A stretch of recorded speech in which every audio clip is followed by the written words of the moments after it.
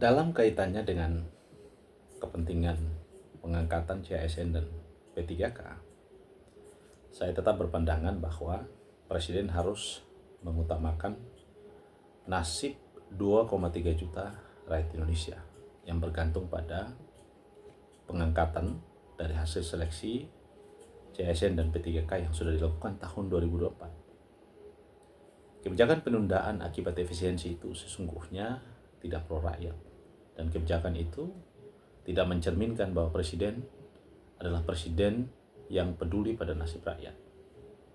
Kalau Presiden Prabowo sungguh-sungguh ingin peduli pada nasib rakyat dan benar-benar ingin memperhatikan kepentingan rakyat, maka 2,3 juta nasib CASN dan P3K ya, itu harus diutamakan, termasuk yang belum masuk pada database.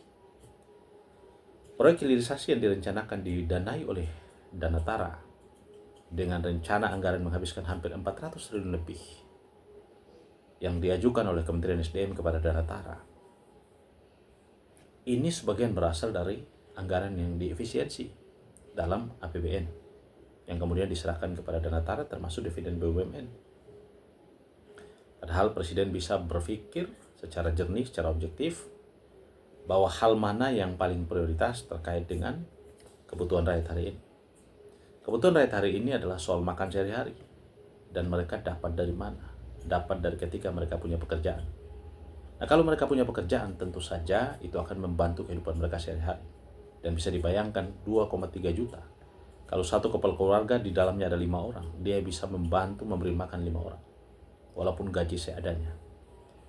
Nah, akibat dari penundaan ini, mereka yang terdampak akibat dari meminjam uang untuk mengikuti tes, konon kabarnya untuk mendapatkan rekomendasi kesehatan di rumah sakit saya harus bayar sampai 600.000. Mereka yang tidak punya uang ini pinjam uang, kemudian berbunga dan berbunga. Mereka menanti 1 tahun lebih nasibnya, dan kemudian hari ini diumumkan akan disesuaikan.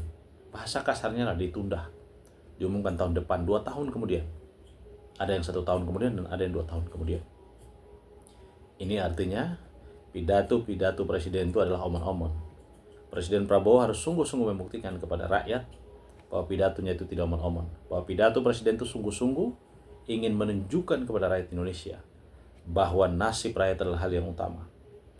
Berhutang kepada negara manapun atau berhutang atas nama negara untuk membela kepentingan rakyat, nggak ada masalah Pak Presiden. Saya kira semua rakyat akan membela Bapak.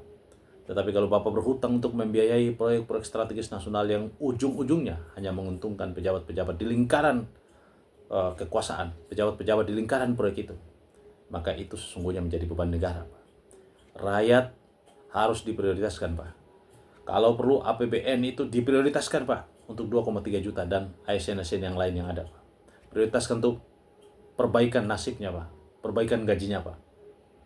Supaya negara ini mulai berbenah, Pak. Tindak korupsi dengan sungguh-sungguh, Pak. Jangan motong setengah-setengah, Pak. Sistemnya diperbaharui, Pak. Pengawasannya diperketat, Pak. Kebijakannya harus tegas, Pak. Jangan cuma omon-omon, Pak. Kalau Bapak cuma omon-omon, orang tidak percaya, Pak.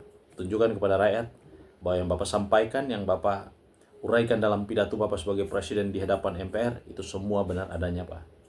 Jika Bapak pro pada kepentingan P3K dan CASN yang ada ini, insya Allah, Pak, seluruh rakyat Indonesia akan mendukung Bapak.